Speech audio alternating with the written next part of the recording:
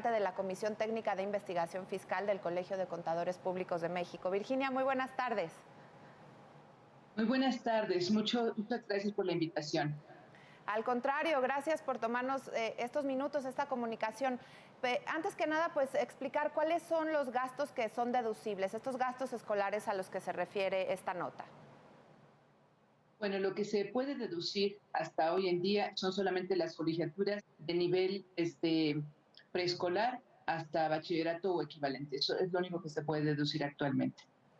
¿Y hay Y no se algún...? puede, sino que hay cantidades que en el mejor de los casos, en el caso de bachillerato, la deducción son 24,900 pesos anuales. No es una cantidad suficiente en muchos de los casos porque en algunas escuelas de bachillerato, pues con eso alcanza para pagar una colegiatura y media o dos, o cuando mucho tres. Realmente son cantidades pequeñas. En preescolar, primaria, secundaria, pues las cantidades también son menores, pero estas cantidades vienen desde hace 10 años manejándose del mismo importe. Es decir, que no ha habido modificaciones en esos topes, en esos máximos. Ahora, de otro tipo de gastos, por ejemplo, en el caso del transporte, las escuelas que pagan una cuota por el transporte, ¿se pueden deducir y tienen algún tope? Sí, se pueden deducir, pero señala la ley del impuesto a la renta que los pagos de transporte escolar van a ser deducibles solamente cuando se obligue a todos los alumnos de la escuela a usar el transporte público. Y como sabemos, ahorita, regresando de la pandemia, no todas las escuelas están obligando a usar el transporte público, porque aquí el gobierno de la Ciudad de México, en este caso, que sí había establecido la obligatoriedad del transporte escolar para todos los alumnos, posteriormente con la pandemia, pues se flexibilizó y ya no lo hizo obligatorio. Entonces, ahorita no es obligatorio en las escuelas, mientras que no sea obligatorio, no puede deducirse este transporte escolar. Muy bien. Y, por ejemplo, otros gastos cuando nos referimos a algún material específico, aditamentos, accesorios que se requieren para algunas escuelas o algunas materias, o en el caso de los anteojos, incluso los lentes, ¿ahí se pueden incluir dentro de estos gastos? Y los lentes sí, porque los lentes son una deducción personal que entra dentro de los gastos médicos, de los conceptos que se consideran como deducibles en gastos médicos, pero tiene una limitante.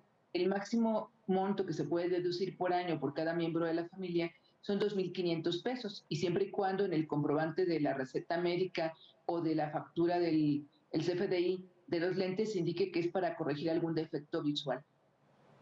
Esto es muy importante, por eso tan importante acercarnos con especialistas, Virginia, porque desconocemos los padres estos detalles a la hora de solicitar la factura, cómo tiene que venir. Ahora, además que ya viene desglosado cada uno de los conceptos, muy importante asesorarnos con personas como tú. Y por último, quisiera saber también respecto a las clases llamadas extraescolares, algunas regularizaciones. ¿Estas clases cómo se manejan? ¿Son independientes del tema específico de la escuela?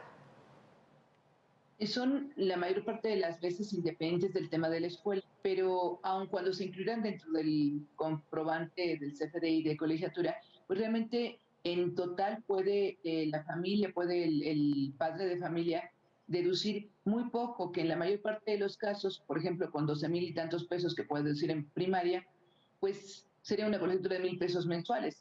Casi nadie tiene colegiatura de 1,000 pesos mensuales, las colegiaturas son más altas. Por ello es la necesaria actualización de dichos montos, y que incluso también se permite deducir las colegiaturas de universidades o de estudios de posgrado, porque pues los muchachos que a los 18 años entran a estudiar en una licenciatura todavía no tienen la capacidad para poder trabajar y mantener sus propios estudios.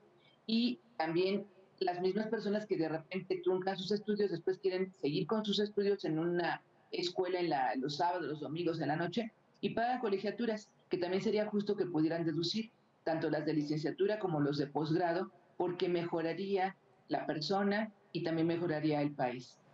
Por supuesto, importantísimo señalarlo y que se tome en cuenta para que se haga lo más pronto posible. Ojalá esta modificación. Te agradezco muchísimo, Virginia Ríos Hernández, contadora pública, por estos minutos para el Financiero Bloomberg.